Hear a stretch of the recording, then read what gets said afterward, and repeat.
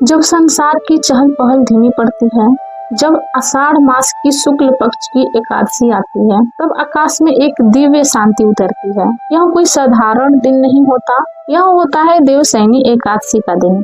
Hello दोस्तों, कैसे हैं आप सभी लोग। दोस्तों, इस वीडियो में हम बात करने वाले हैं देवशयनी एकादशी के बारे में।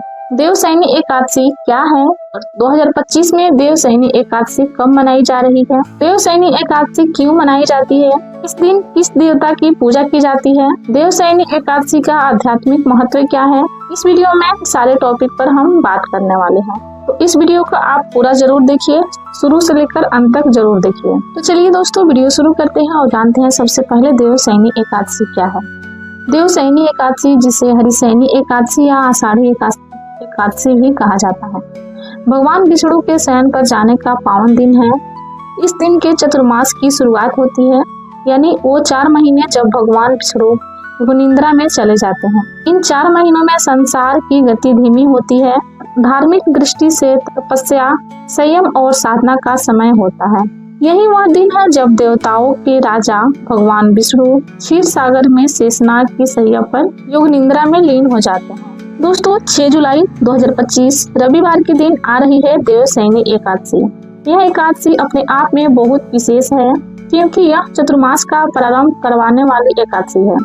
जो भक्त इस एकादशी का पालन कर रहे हैं, उन्हें इस एकादशी का व्रत का पारण करना होगा अगले दिन, यानी कि 7 जुलाई 2025 सोमवार के दिन सुबह 5:30 से लेकर 10:11 के बीच में। यह चतुर्मास की सबसे पहली एकादशी है और कई भक्त इस एकादशी से चतुर्मास का व्रत करना आरंभ करते हैं।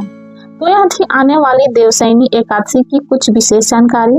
अगर आपके लिए इतना ही काफी है तो अभी आप इस वीडियो को देखना बंद कर सकते हैं और कुछ और भी देख सकते हैं। लेकिन अगर आप देवशयनी एकादशी का महत्व जानना चाहते हैं और उस दिन शुभ मुहूर्त के विषय में और डिटेल में जानना चाहते हैं तो इस वीडियो में आगे तक बने रहिए। और अगर अभी तक आप हमारे इस वीडियो को सुन रहे हैं तो चलिए अब हम आपको लेकर चलते हैं इस देवशयनी एकादशी के विषय में और विस्तृत जानकारी के अंदर। आज इस वीडियो में हम आपको बताएंगे कि आखिर यह देवशयनी एकादशी किस दिन है, इस दिन के शुभ मुहूर्त कौन से हैं, पारण करने का समय, और हम आपको पहले ही बता चुके हैं कि इस देवशयनी एकादशी का महत्व क्या है, क्योंकि बिना महत्व जाने किसी भी एकादशी को करने का मन किसी को नहीं होता है। और इसलिए यह महत्वपूर्ण एकादशी के विषय में चलिए विस्तार से बात करते हैं। हमारे वैदिक परंपराओं में आषाढ़ मास के शुक्ल पक्ष की जो एकादशी आती है उसे देवशयनी एकादशी, हरिशयनी एकादशी या फिर देवपौड़ी एकादशी के नाम से जाना जाता है। इस दिन के चतुर्मास आरंभ होता है और इसीलिए पद्म पुराण में भी कहा गया है। आषाढ़ शुक्ल एकादशी के दिन भगवान विष्णु 4 महीने के दिन योग निंद्रा में चले जाते हैं और इसलिए इस काल को देवताओं का रात्रि काल भी कहा गया है। इस बार देवशयनी एकादशी आ रही है 6 जुलाई 2025 रविवार के दिन। देवशयनी एकादशी तिथि का आरंभ होगा 5 जुलाई 2025 को शाम 6:58 पर और एकादशी तिथि पूरे हो रही है 6 जुलाई 2025 रविवार को रात 9:14 पर। इस एकादशी व्रत के पारण का समय है अगले दिन, यानी 7 जुलाई 2025 सोमवार को सुबह 5:30 से लेकर 10:11 के बीच।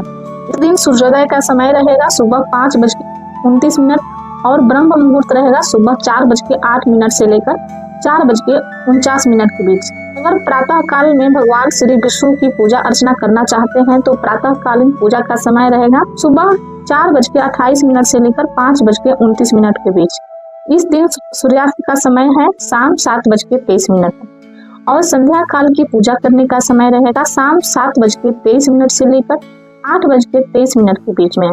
दिन में अभिजीत मुहूर्त रहेगा दोपहर 11:58 से लेकर 12:54 तक और रात को 9:27 तक विशेष संध्या और शुभ योग भी रहेगा। इसके अलावा त्रिपुष्कर योग भी इस एकादशी में बन रहा है, क्योंकि यह वर्ष की सबसे बड़ी एकादशी में से एक है और यह योग बन रहा है रात 9:14 से लेकर रात 10:42 के बीच। और रवि योग रहेगा सुबह 5:56 से लेकर रात 10:42 के बीच। इस दिन राहु काल का समय शाम 5:39 से लेकर 7:23 तक। इस प्रकार ये आने वाली है देवशयनी एकादशी के विषय में कहा जाता है। जो भी व्यक्ति इस एकादशी का पूर्ण श्रद्धा और नियम से पालन करता है और जो व्यक्ति इस दिन भगवान श्री हरि की सुंदर पौराणिक कथा को सुनता है, पूर्व जन्मों के पाप नाश हो जाते हैं। परम भगवान की विशेष कृपा भी मिलते हैं। यह वही एकादशी तिथि है जब भगवान श्री हरि 4 मास के लिए क्षीर सागर में योग निद्रा में चले जाते हैं। ऐसे समय में बाकी देवी देवताओं भी भगवान श्री नारायण के चरणों में आश्रय लेते हैं और उन्हीं की सेवा में व्यस्त रहते हैं।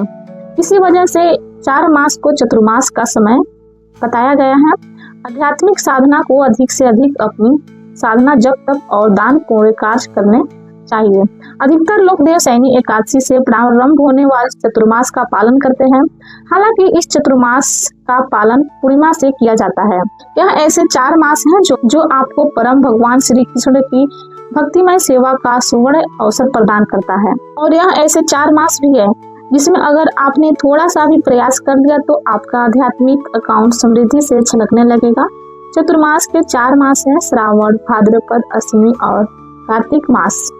यह 4 मास वर्षा ऋतु का भी काल होता है। वैज्ञानिक दृष्टिकोण से देखा जाए तो इस मास में अपने शरीर और स्वास्थ्य का ध्यान रखना अत्यंत जरूरी बन जाता है, क्योंकि इसी समय में अनेक प्रकार के मच्छर, जीवाणु, कीटाणु हवा में फैले हुए अनेक बीमारियों का संक्रमण फैले रहते हैं। इसलिए 4 मास के अंदर अगर खान पान का विशेष ध्यान रखा जाए तो आप अपने शरीर को स्वस्थ रख सकते हैं। और यही कारण था हमारे बुद्धिमान ऋषियों ने इस चतुर्मास का व्रत का पारण करना आरंभ करवाया था। तो आप भी मानते होंगे कि आप हमारी वैदिक संस्कृति सिर्फ धार्मिक नहीं अपितु वैज्ञानिक और तार्किक भी है। शास्त्रों का मानना है कि चतुर्मास में किया गया कोई भी जप, तप, दान और पुण्य कार्य उस व्यक्ति को 16 लाख गुना ज्यादा फल देता है। कई लोग चतुर्मास व्रत का पालन एकादशी से आरंभ करते हैं, यानी कि देवशयनी एकादशी से लेकर देव उत्थान एकादशी तक, और इसके अंदर चतुर्मास का पालन पूर्णिमा से करते हैं। तो यह थी आने वाली देवपोड़ी एकादशी के विषय में संपूर्ण जानकारी। हमें आशा है कि यह जानकारी आपको उपयुक्त लगी होगी, और अगर अभी तक आप इस वीडियो में बने हुए हैं तो हम आपको धन्यवाद देना चाहते हैं, क्योंकि आपने अपने जीवन का इतना समय हमें दिया और इसलिए हम आपके समय की कीमत करते हैं। सिर्फ वेद पुराण शास्त्र से ली गई प्रमाणभूत जानकारी ही आप तक पहुंचाते हैं, क्योंकि हम समझते हैं वर्तमान समय में धन से भी ज्यादा कीमत है समय की कीमत मूल्यवान। इसी विचार के साथ आज के इस वीडियो को यहीं पर विराम देते हैं।